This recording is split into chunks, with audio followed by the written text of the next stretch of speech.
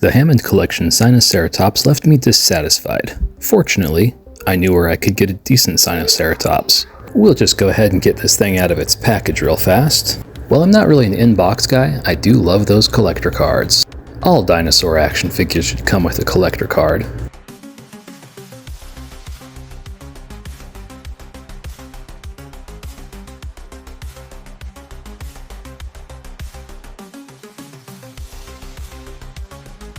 Well, Beast of the Mesozoic Sinoceratops is a pretty sizable beast. Here's that dinky little old Hammond Collection Sinoceratops for scale. The Sinoceratops designed for Fallen Kingdom took some creative liberties, and the Hammond Collection Sinoceratops took even more creative liberties off of that. One of those creativities is fenestrating the frill. Not something I really take issue with since it's actually accurate to the film. And I did think about doing it to the Beast of the Mesozoic Sinoceratops. Oh yeah, by the way, we're painting the Beast of the Mesozoic Sinoceratops like the Jurassic World Fallen Kingdom Sinoceratops, more or less. As you can see, the proportions on the Beast of the Mesozoic Sinoceratops line up much more closely with an actual ceratopsian. And it has an articulated jaw, not a stupid swappable piece. The Beast of the Mesozoic Sinoceratops is actually big enough that he could probably take on the Carnotaurus. Hammond Collection Sinoceratops, not so much, which is a shame, since this is the Hammond Collection Carnotaurus. You'd think they'd make a nice evenly matched pair. Okay, I'll stop shitting on the Hammond Collection Sinoceratops for a minute. Actually, not only am I going to stop shitting on the Hammond Collection Sinoceratops right now, I'm actually going to issue a correction. I heavily criticized the dew claw on the Hammond Collection Sinoceratops. On closer examination, that's actually accurate to the film design. So for that, I will say kudos Mattel, even though I don't like it, and shame on you Universal. What the hell were you thinking? But while I was wrong about the dew claw on the Hammond Collection Sinoceratops, my other criticisms still stand. Oh well. Back to the Beast of the Mesozoic Sinoceratops. First thing we're going to do to paint the Beast of the Mesozoic Sinoceratops is take it apart. Fortunately, it disassembles really nicely. Most of the Beasts of the Mesozoic do. I'm going to preserve the original painted eyes and beak. So before we start base coating, we'll carefully paint around the eye. We're going to use warm buff for this part. Once that's done, we can start base coating with the airbrush. We're going to use a combination of Iraqi sand and warm buff for that. Once the whole thing is thoroughly base coated, we can go in and start adding a wash with honey brown to all of the ventral areas. Although I still assert that honey is not brown. It's more of a yellow goldeny color. And so is this wash. After the wash has had plenty of time to dry, we're going to go in and start dry brushing over it. We'll use warm buff for that part. This will bring out the raised detail as well as help to blend it into the rest of the figure. It'll make the wash not seem quite so abrupt on the ventral areas. Once we're done with that, we can start adding some green. I'm going to go with English Ivy green, and I'm going to start by applying it along the beak line. I like the way that the beak and the inside of the mouth are painted, and I'm going to preserve the original paint there. This will be a lot easier if I use a traditional paintbrush, instead of blasting English Ivy everywhere with the airbrush. Then we get overspray all over the eyes and the beak and have to redo them anyways. Once I finish up with the head though, then I'll just go ahead and start blasting the English Ivy with the airbrush. This will be a lot faster and allow for much more even paint application than using a traditional brush. Not that we are done with the traditional brush, mind you. We still have a long way to go with that thing. But now is the time for airbrush. Rather than a gradual fade to the English Ivy from the counter shading, I want to do an abrupt speckly border between the counter shading and the green. So, back to the traditional brush. And we'll add some splotching and speckling along the border between the green and the counter shading. Because the Sinoceratops is in pieces, I'm going to take some of those pieces and match them up to each other to make sure that the pattern is as continuous between one piece to another as I can get it. I might still have to do some cleanup later, but we'll do what I can. Well, the base color is now more or less done. We still have some speckling and patterning to do, but let's put this guy back together first and see how he looks. Well, he looks Sinoceratopsy, which is a step in the right direction since he's a Sinoceratops. The line between the counter shading and the green doesn't quite match up between the neck, the body, and the forelimbs though. It's like the Convention Crasher Buck T-Rex all over again. But I have standards, so I'm going to grab that English Ivy green and fix that. Much better. Time to do some patterning. I'm going to use a mixture of territorial beige and warm buff, and we'll do some thin stripes along the Sinoceratops' back. I've watered this paint down a little bit, which helps it flow over the dinosaur. Gives us nice, clean, thin stripes, but I'll also probably have to do another coat or two.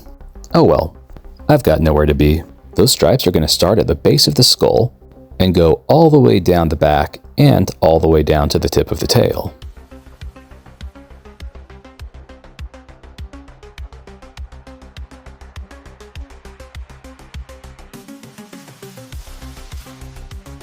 Once we've painted stripes all the way to the tip of the tail, we're going to flip this guy around and do the other side, because we don't want a lopsided dinosaur.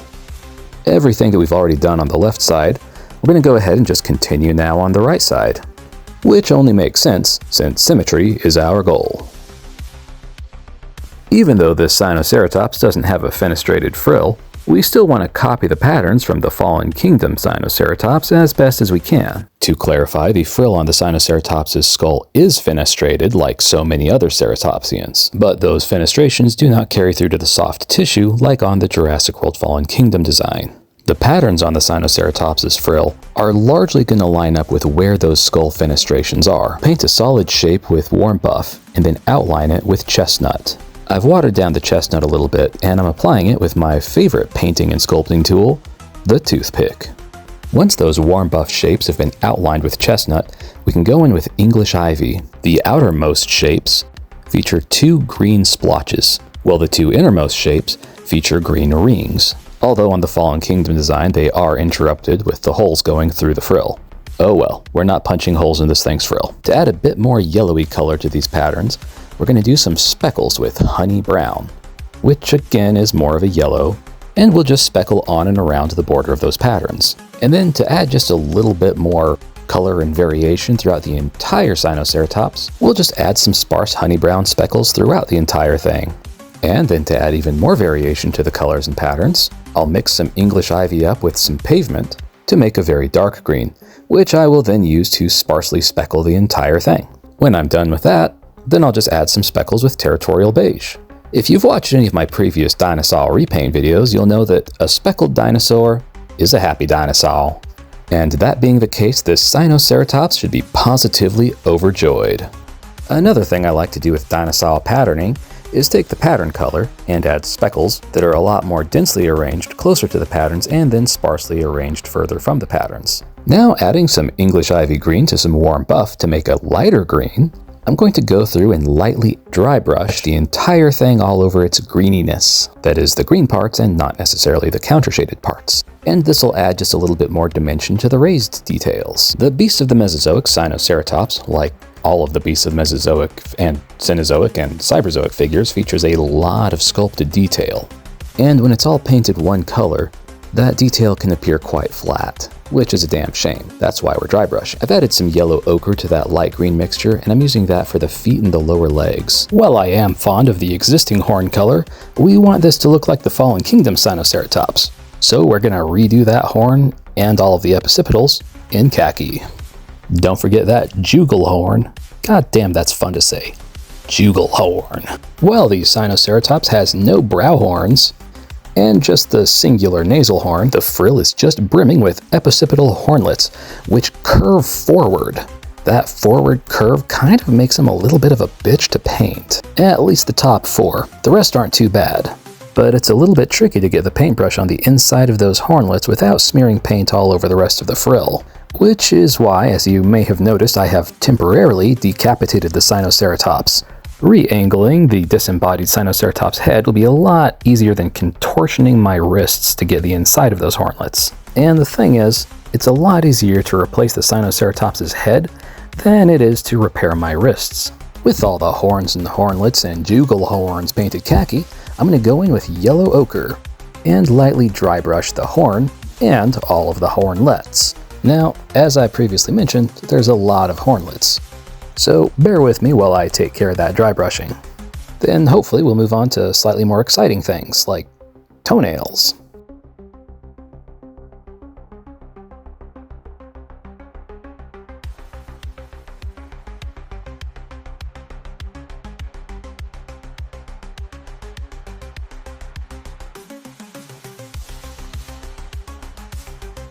Yep, here we go.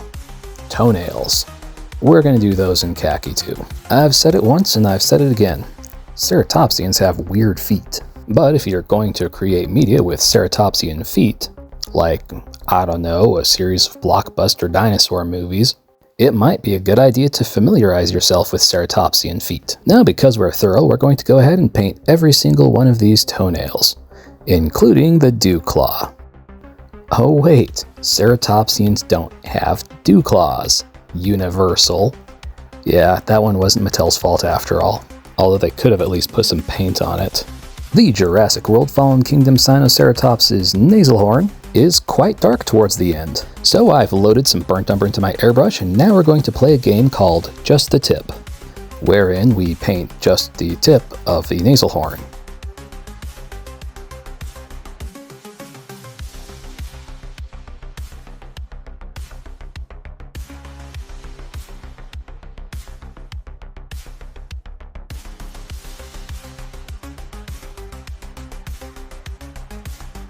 Because we've kept the original paint of the eyes, beak, and inside of the mouth, once this nasal horn is done, this repaint is done.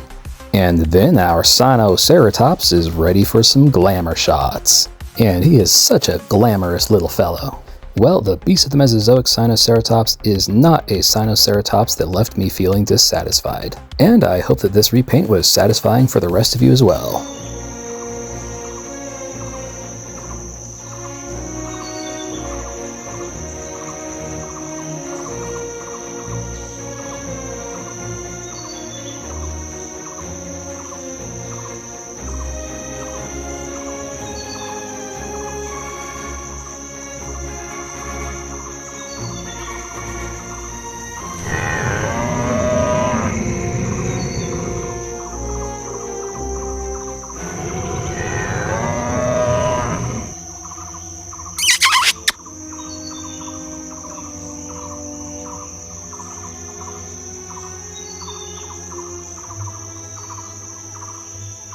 Okay, I have one more ceratopsian on the operating table right now, and then we'll do an Allosaurus. But I'm pretty excited for the next ceratopsian. It's a tricky little reindeer.